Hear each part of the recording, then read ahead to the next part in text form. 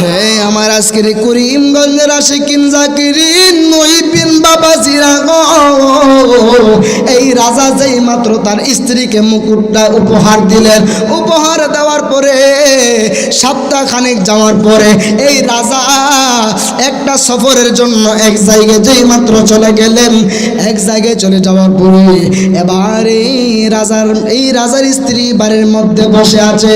এই দিক দিয়ে আপনার আওয়াজ করে বলেন, যারা আল্লাহর খাঁটি বান্দা, যারা ইমানদার, তাদেরকে আমার আল্লাহ পরীক্ষা করে কি করে না।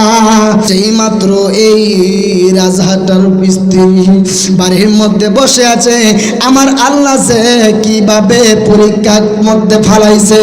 এবার একটা ভিক্ষুক বাড়ির মধ্যে আইসা ডাক দিয়া কয়, ওই বাড়ির মধ্যে কেউ আসনি গো,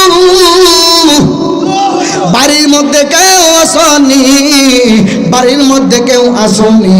যেই মাত্র এই কথাটা বলেছে, বলার পরে যেই মাত্র বলেছে, বলার পরে এবার এই মহিলা ডাক দিয়া কয়, হ্যাঁ বাড়ির মধ্যে আসি।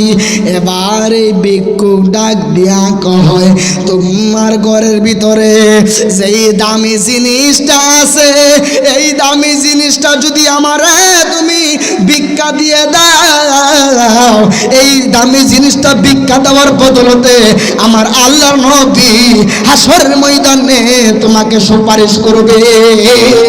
আর একটু জোরে জোরে বলেন না সুবহানাল্লাহ। এই আমার আশিকিন জাকিরিন মুহিব্বিন, আল্লাহু আকবার জোরে বলবেন। এই আমার আশিকিন জাকিরিন বাবাজিরা গো,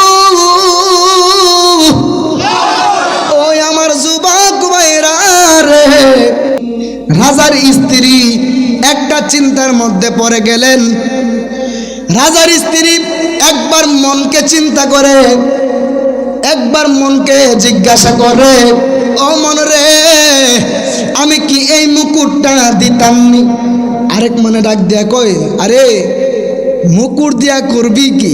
যদি নবী ভাইয়া যাস তো সবই ভাইয়া যাবে, দিয়া দে তোর মুকুট, বিনিময়ে নবী ভাইবে। সুবহানাল্লাহ বলে।